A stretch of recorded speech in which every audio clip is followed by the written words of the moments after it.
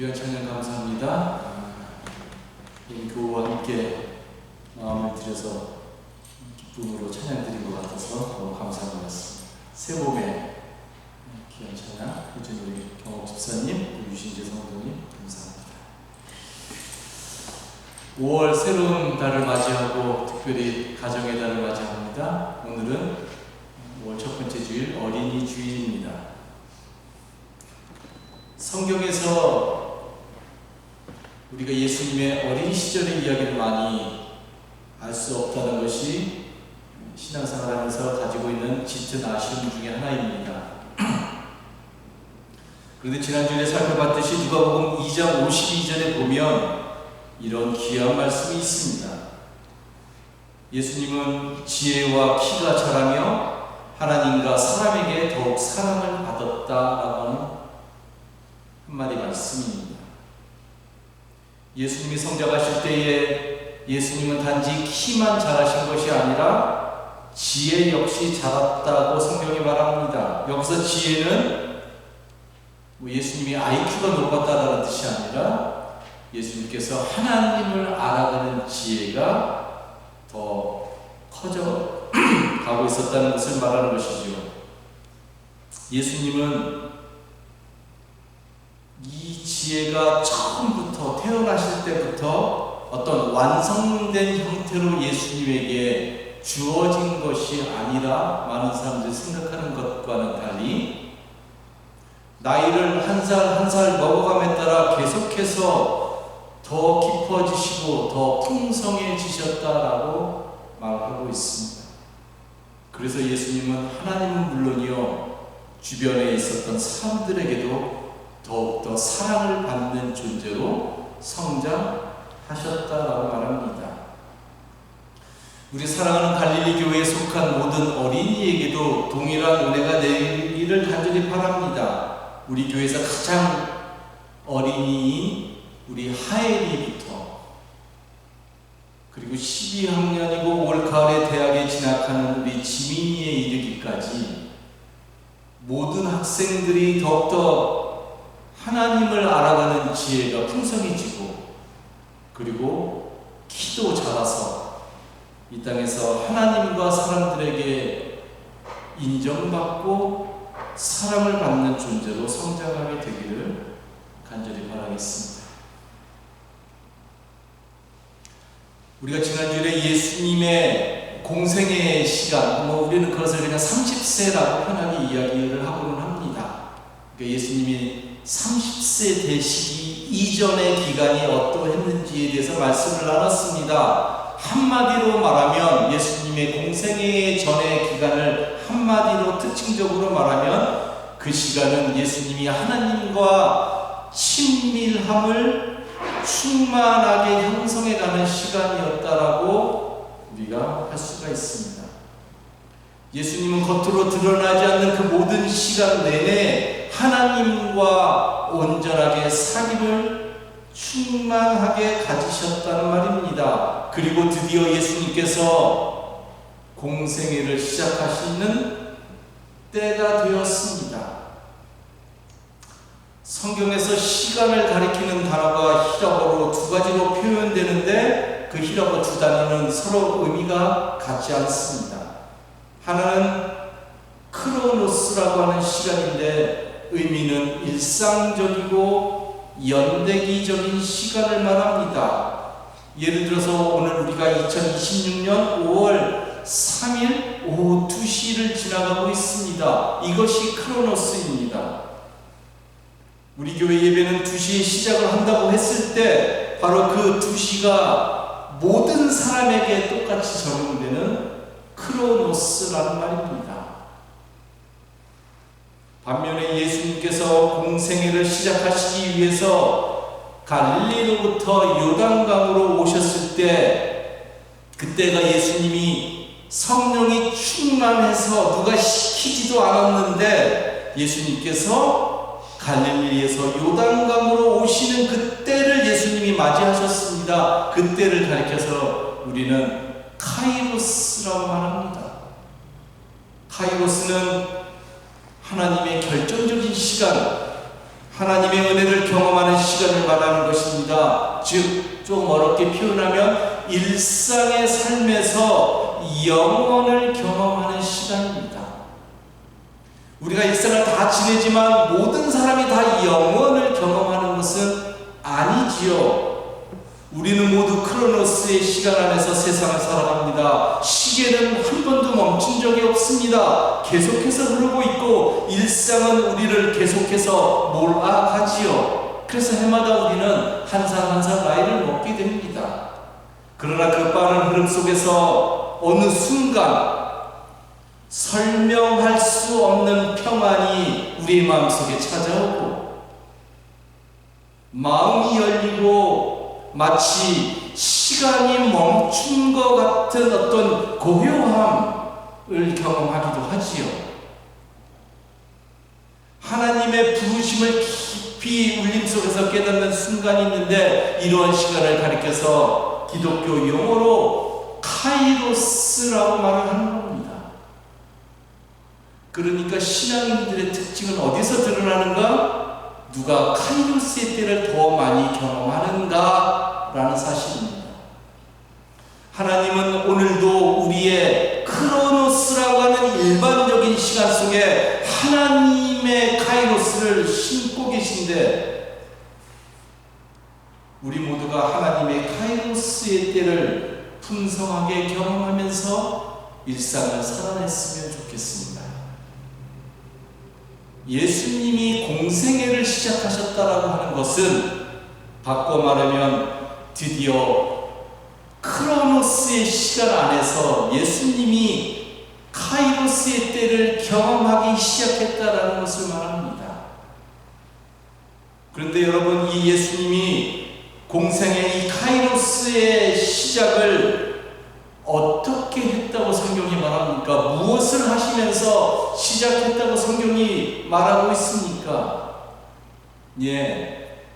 예수님이 요단강에서 세례 요한에게 세례를 받는 것으로 그 카이로스의 시간을 열어가고 있다라고 말합니다.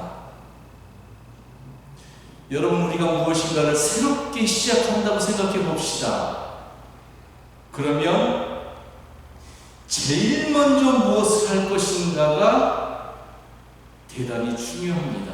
왜냐하면 그 제일 먼저 하는 그 일이 앞으로 자신이 하는 일의 성격과 의미를 가장 분명하게 보여주는 상징적인 일이어야 하기 때문에 그러하겠지요. 아무거나 그냥 생각나는 대로 대충 하는 사람은 아무도 없습니다. 저는 예수님도 마찬가지였다라고 생각을 합니다. 무엇으로 카이로스의 시간을 열어갈 것인가, 공생애의 시작을 알릴 것인가 하는 문제를 가지고 분명히 예수님 적지 않게 고민하고 기도하셨겠지요. 왜냐하면 예수님이 행하시는 그 첫 번째 일이 예수님이 앞으로 열어가실, 예수님이 앞으로 걸어가실 길의 성격과 의미를 분명하게 보여주는 일이어야 하기 때문 아니겠습니까? 몇 날, 며칠, 아니 몇 달, 아니 몇 년을 고민하시고 기도하신 예수님이 선택하신 첫 번째 일이 무엇이었다고요? 성경은 예수님이 요단강에서 세례를 받으면서 하나님의 때를 열어가기 시작했다라고 말하고 있습니다. 그러면 여러분, 예수님이 왜 세례를 받으셨을까요? 예수님은 죄가 없으시다라고 우리가 고백을 합니다. 그렇기 때문에 그 당시의 세례는 죄의 용서를 해주는 어떤 리추얼, 의식인데 죄를 사해주는 그 세례를 예수님은 받으실 필요가 없으셨습니다. 그럼에도 불구하고 예수님은 일부러 세례를 받으셨습니다. 그럼 제가 여기서 또 여러분들에게 묻는 게 있겠죠. 왜 그러면 일부러 받으셨을까요? 무엇을 보여주기 위함이었을까요? 생각건데 한마디로 말하면 예수님께서 우리 인간의 일상의 삶, 우리 인간이 경험하는 어떤 보편적인 삶에 예수님이 이제부터 완전히 동참하시고 참여하시는 것을 보여주시는 겁니다. 세례는 예수님이 우리 인간과 다르지 않고 하나님의 아들로 이 땅에 오셨다라고 우리가 고백은 하지만, 그런 고백을 받는 분이시지만 우리 인간과 전혀 이질적이지 않은 모습으로 이 땅에서 우리와 하나 되어 사시겠다라고 하는 예수님의 철저한 고백의 모습인 것입니다. 그러니까 세례받는 예수님의 모습을 보면서 우리는 예수님과 내가 하나라는 생각을 하게 된다는 말입니다. 아니야 나는 받을 필요가 없으니까 너네끼리 받아, 이랬으면 아마 우리가 예수님 그렇게 막 좋아하지 않으실 수도 있었을 거예요. 우리 인간의 보편적인 인간성에 참여하시는 그 겸허하신 예수님의 모습 속에서 우리는 큰 소망과 큰 기쁨을 발견하게 되는 것이죠. 그래서 세례도 요단강에서 받는 것입니다. 따로 홀로 신비한 곳에 가셔서 세례 요한 불러다가 은밀한 곳에 가셔서 세례 받으시는 것이 아니라 다른 사람과 똑같이 모든 사람이 세례 받는 그 삶의 현장에서 줄 서서 그것도 그들과 똑같이 세례를 받으셨다는 말입니다. 더 중요한 건 여러분, 요단강이 신앙적으로 갖는 의미입니다. 요단강은 다름 아닌 새로운 삶을 상징하는 것이지요. 이제 요단강에서 세례를 받는 그 사람들과 더불어서 예수님은 새로운 삶이 무엇인지를 이 땅에 분명하게 보여주시고 그 삶을 그 사람들과 함께 더불어서 살아내시겠다라고 말씀하시는 겁니다. 그 새로운 삶이라고 하는 것은 말할 것도 없이 예수님이 이 땅에서 펼치셨던 하나님의 나라의 삶의 모습이었습니다.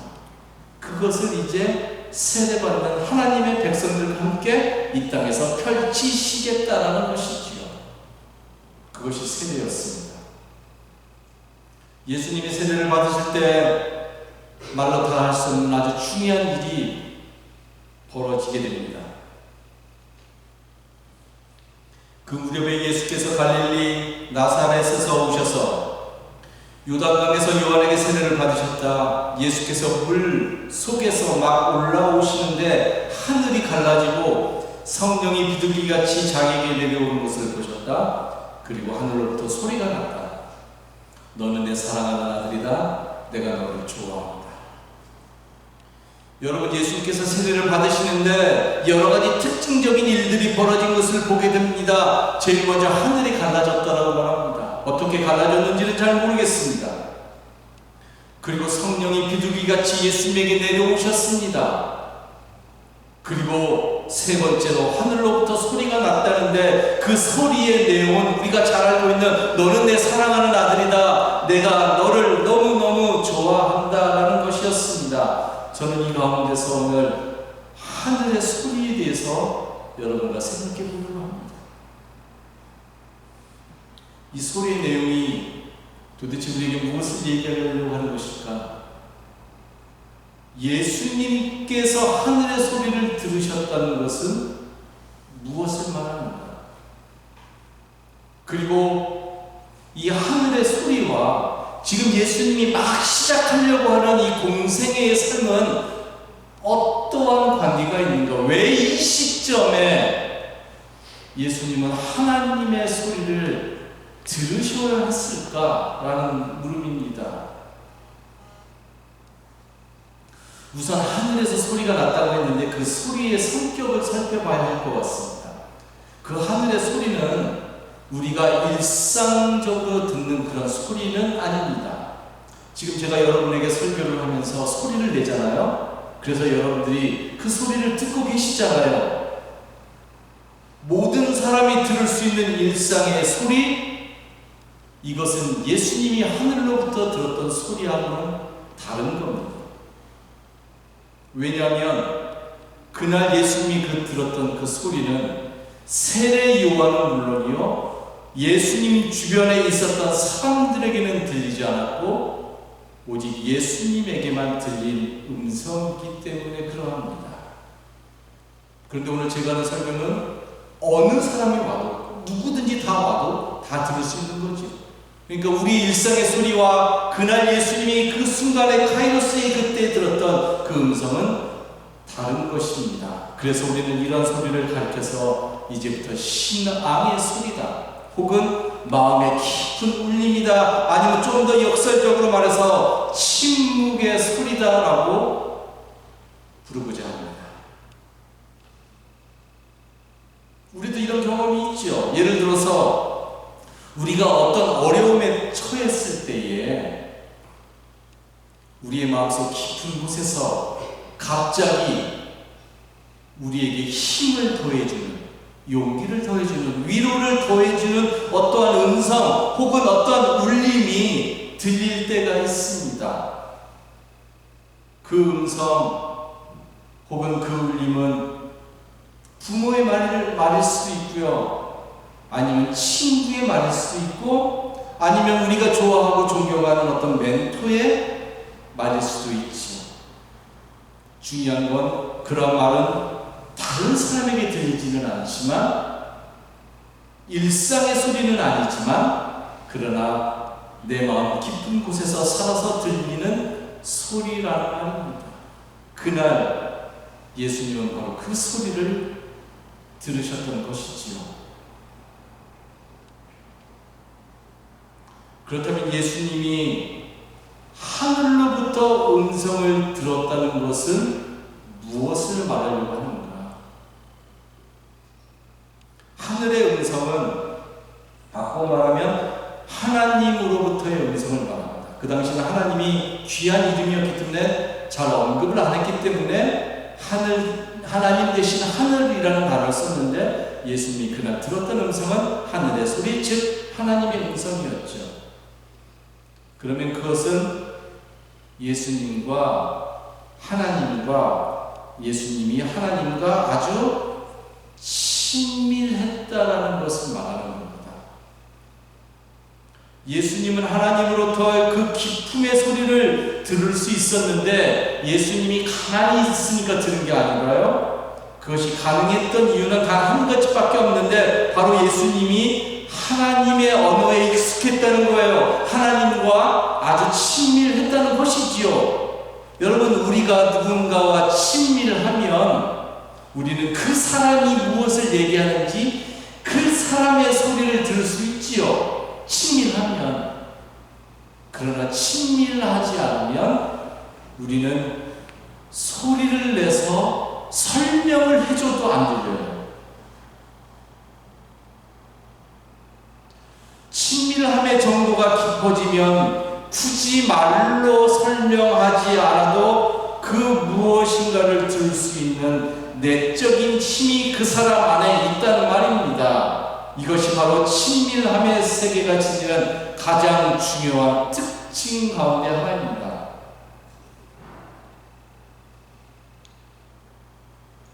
저희 집 아이들이 어렸을 때 제가 운전을 하고 가는데 집사람이 저에게 갑자기 자기야 라고 말하는 것이었습니다.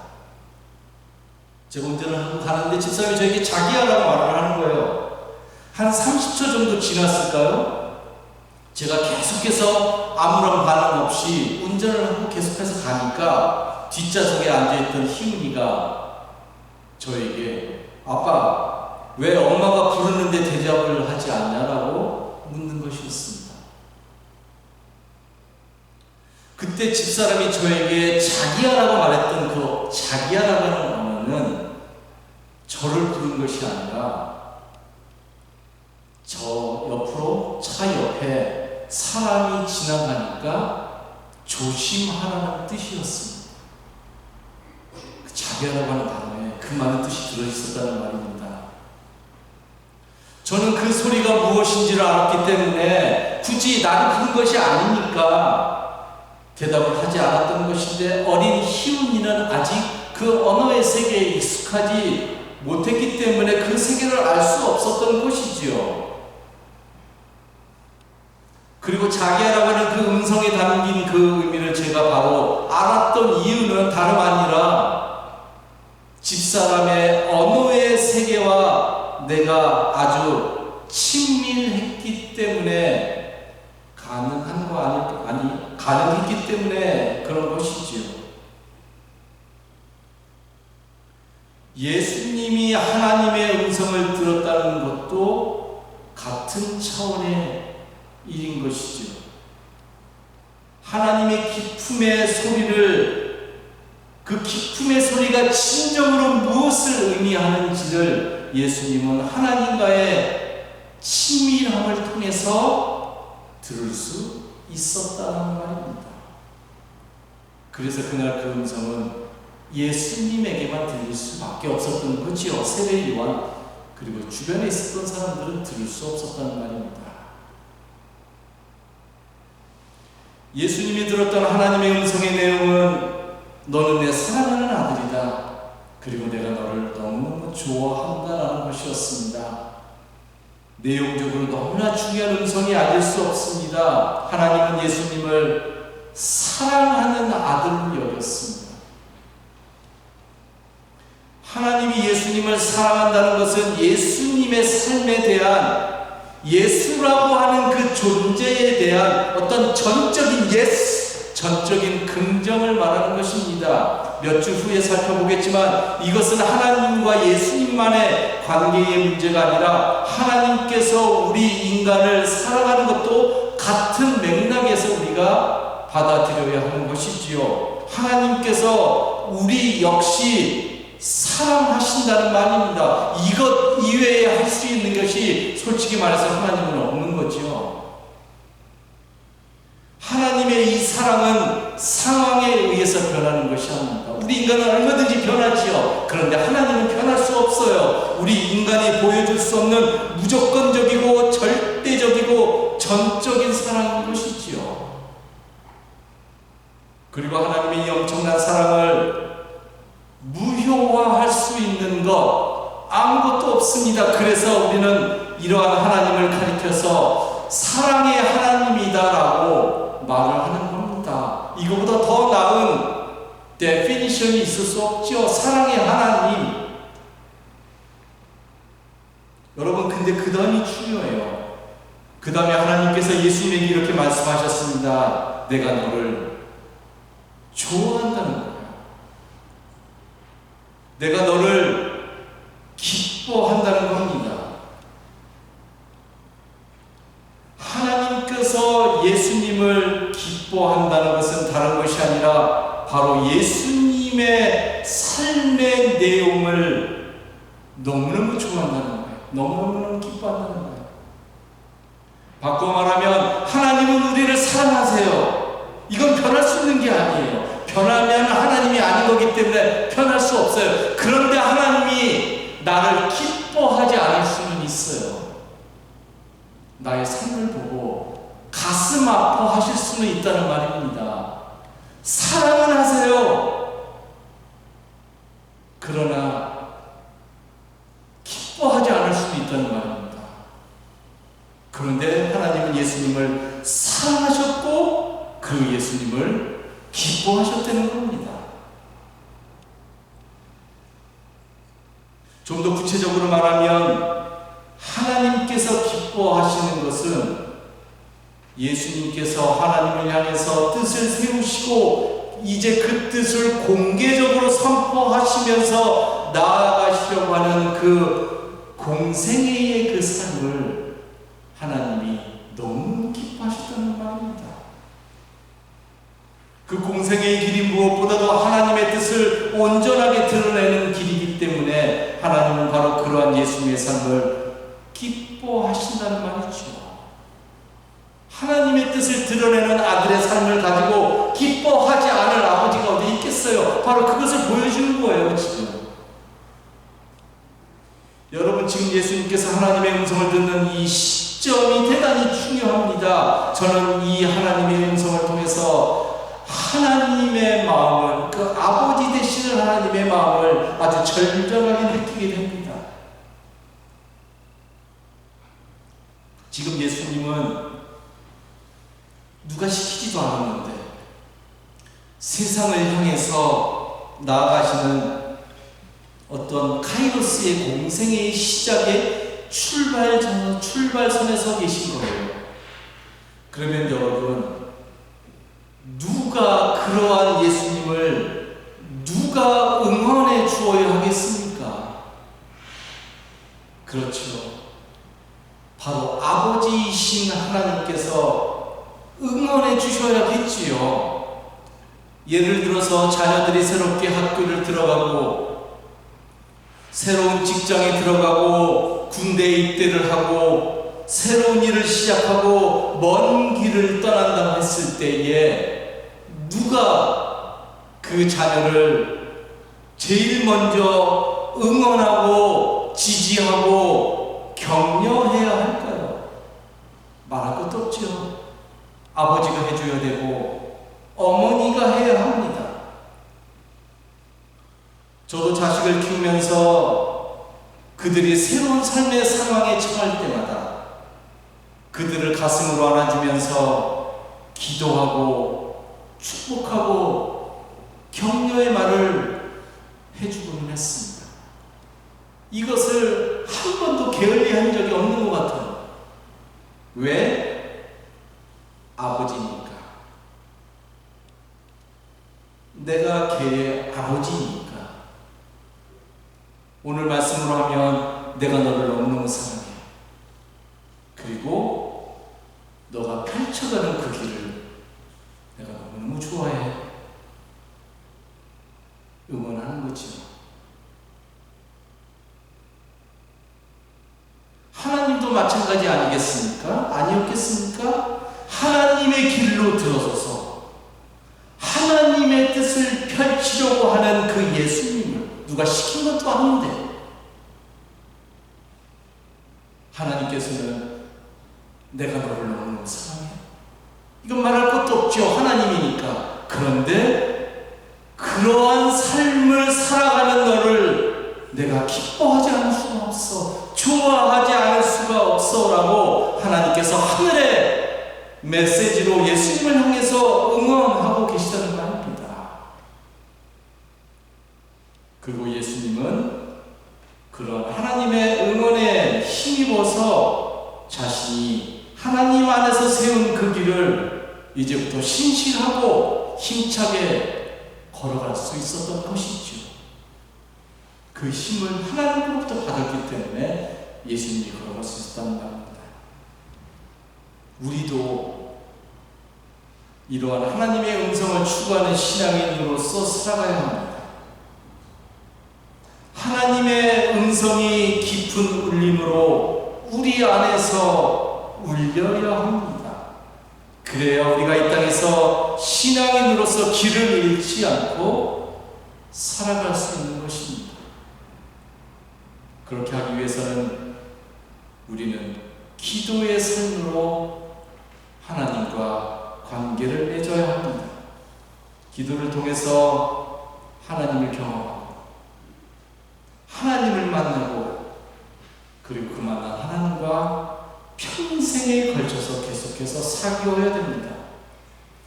기도를 통해서 우리는 하나님과 친밀함의 관계를 이루어야 합니다. 친밀함의 관계가 절대적으로 중요한 이유는 그 친밀함 속에서만이 우리가 마침내 하나님의 음성을 들을 수 있기 때문에 그러하지요. 하나님의 귀한 음성을 듣는 것이 바로 우리들의 신앙생활의 궁극적인 목적이 되기를 바랍니다. 내가 너를 너무너무 사랑해.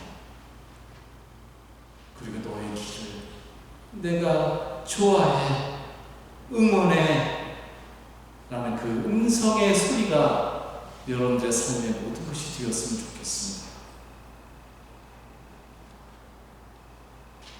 하나님의 음성만을 온전하게 신뢰하고 그 음성만을 추구하면서 이 땅에서 하나님의 자녀로 온전한 삶을 충만하게 살아내는 우리 모두 갈릴리 식구들 되기를 다시 한번 간절히 기도하겠습니다.